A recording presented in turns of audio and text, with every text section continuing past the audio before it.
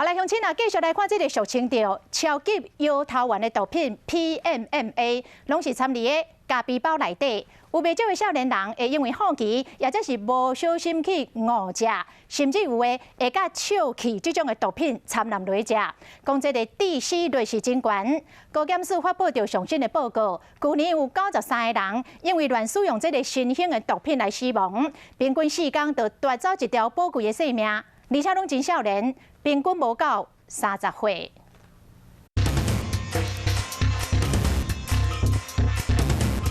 伫刺激音乐甲暗暗的夜店，也是房间内桌顶摆的到底是糖啊，还是毒品，真一人根本分袂清楚。朋友一个少，也是因为好闲，就甲试看卖，像在咖啡包内面到底含偌济毒品，连卖人拢唔知影。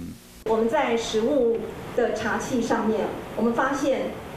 青年学子呢，常常会将它搭配混合式的一个毒咖啡包，或者是K他命在使用。法医研究所表示讲，超级的摇头丸因为制作过程较紧，而且成本较低，被当作是摇头丸的代替品，毒性的作用较慢。含入咖啡包啉到了后，未马上有感觉，要过一包刷一包的啉，你若超过50毫克，差不多就无命。超级摇头丸的部分是占最多数的一共有93件，占了65%的一个比例。虽然上新发布的数字显示讲，去年食超级摇头丸的人数已经有较少，最近炒到的毒咖啡内面嘛无这个成分，要过检验，唔敢大意，就惊讲这款物件会搁出现。